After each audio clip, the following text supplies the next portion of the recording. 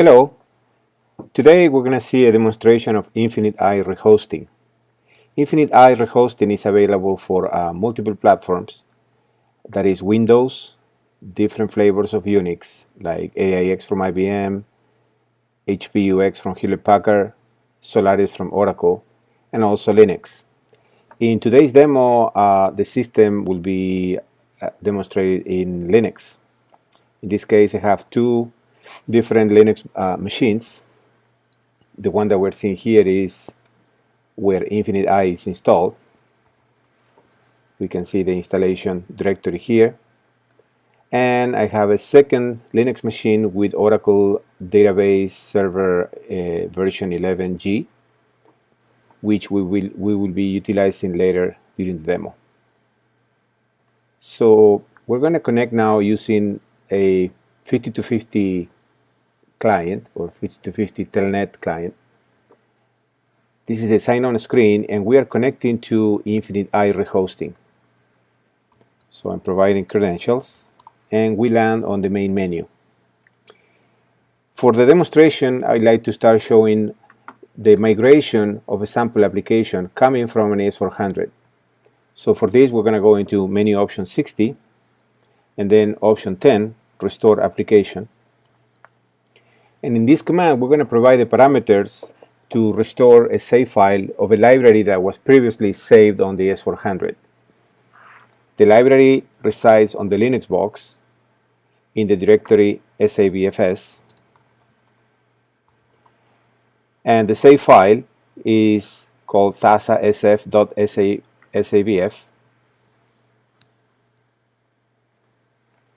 So we're going to provide those parameters and the path to the save file.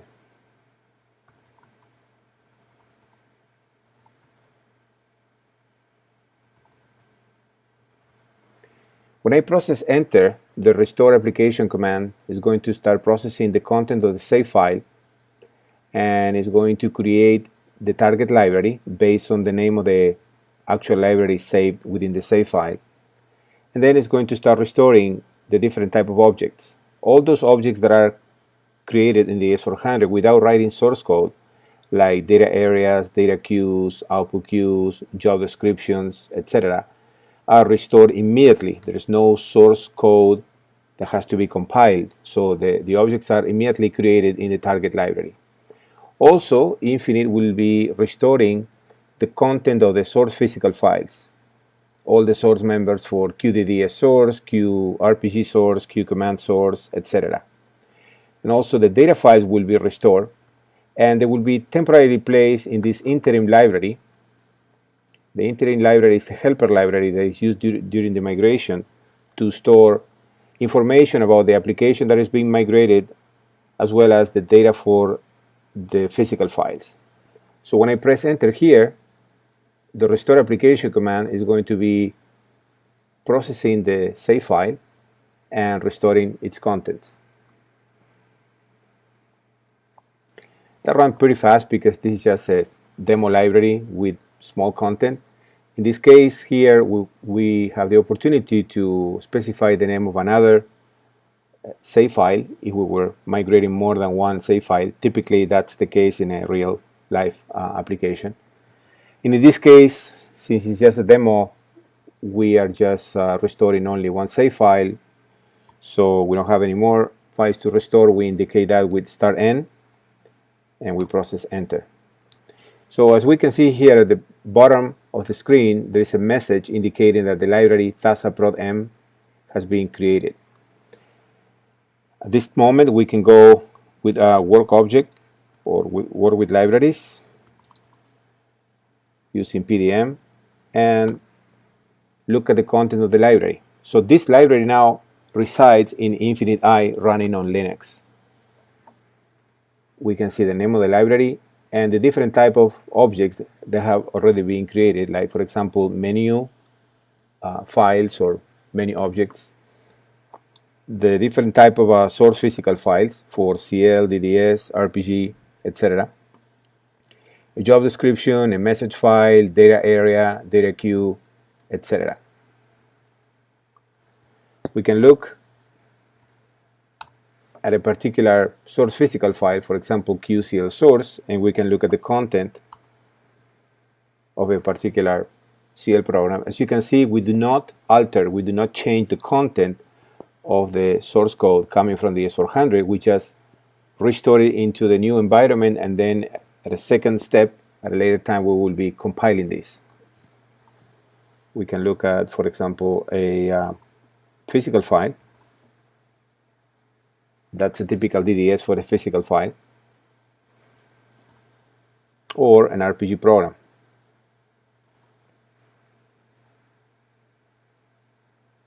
Infinite I also supports COBOL 400, COBOL ILE, and the most typical type of sources and objects present in an application. So at this point, we're going to proceed with the compilation of all the sources. For that, we're going to execute build instructions, menu option 72. And the only information that we need to specify here is the parameter for the interim library. At this point, the interim library contains information about all the sources that have been restored and that are ready for compilation. So when I press enter, the run beef command is going to start compiling first the physical files, then logical files. It will continue compiling display files and printer files, and once it has finished compiling all the different type of files, it will continue compiling CL programs, RPG, RPG ILE, COBOL, etc. So when I press enter here, it will be possible to see in line 24 some progress messages indicating the different type of sources that are being compiled.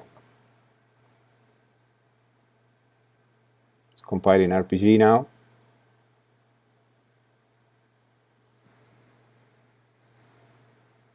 And ILE.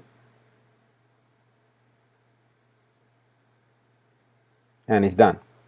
We can review the results of the compilation by using option 71, display build instructions, and indicating the name of that control or interim library. And here we have a menu that is organized by source member type.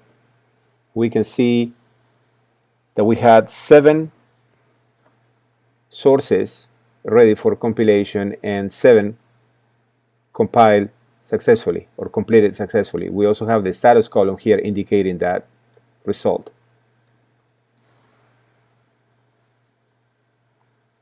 Same with logical files. In this case, we have only one logical file, and we have 2 entries because one is for the file and the second entry is for the member, and they both compile successfully.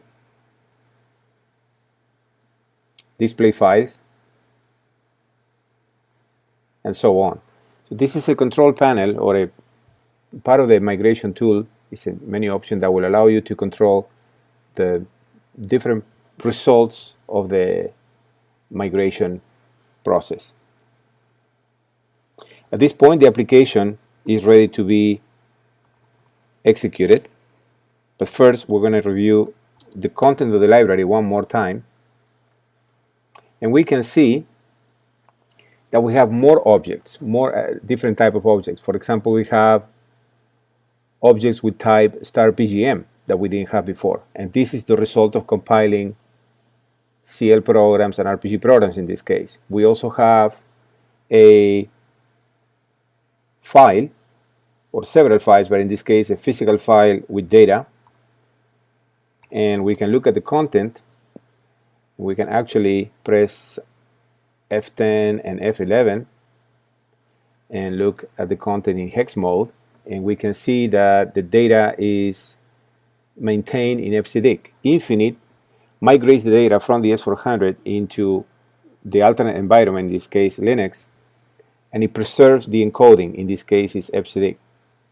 We also have support for the different type of fields, including pack fields. In this case, the key for the file for each record is customer number, and the developer decided to make it a pack field, and you can see here how we have 3 bytes for the pack field, bytes position 1, 2, and 3.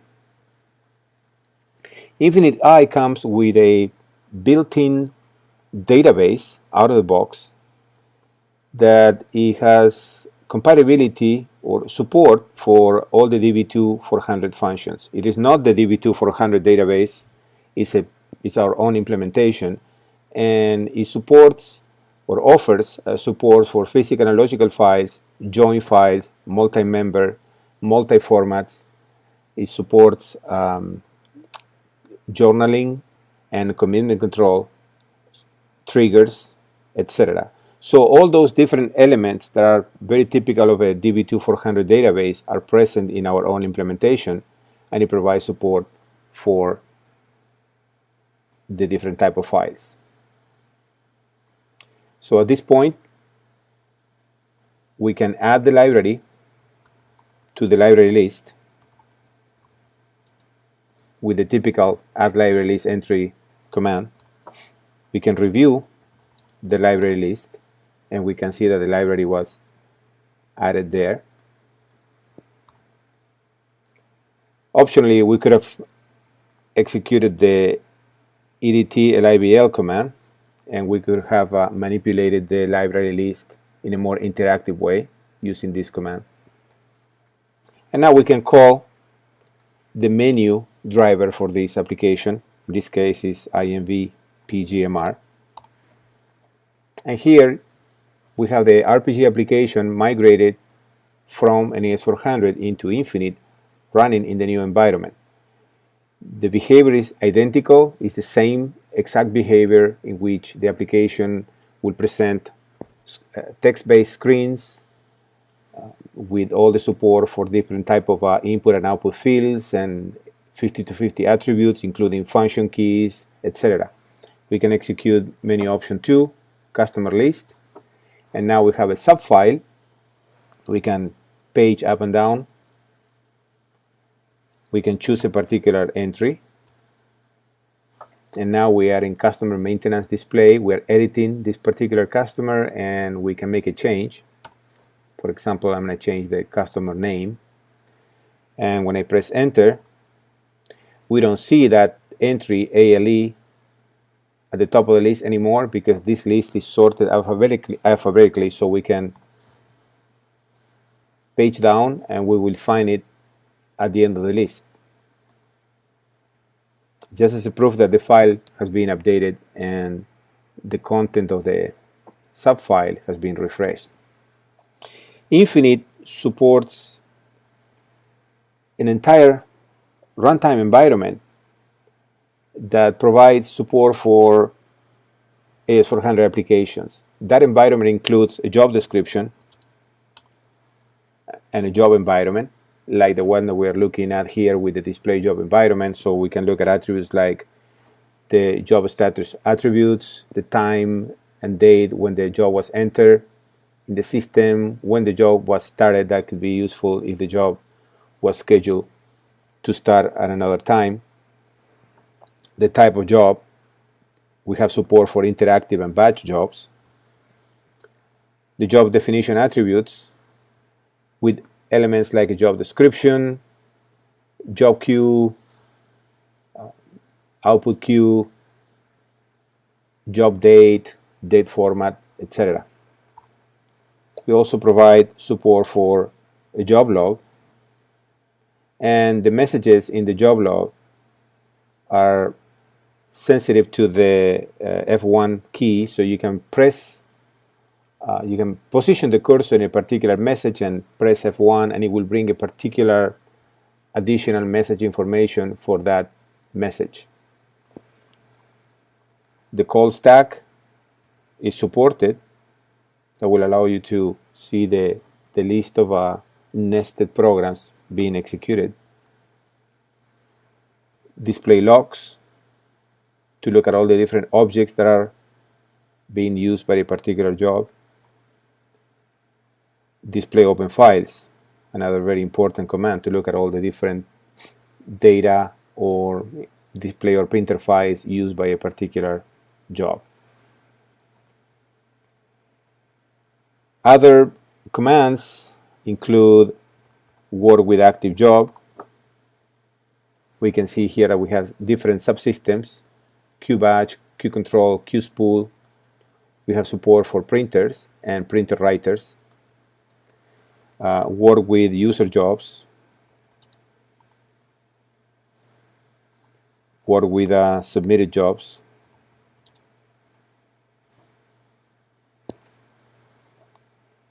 Commands like copy file, with all the different parameters required to perform any copy file operation. Open query file, very important and powerful command present in many applications.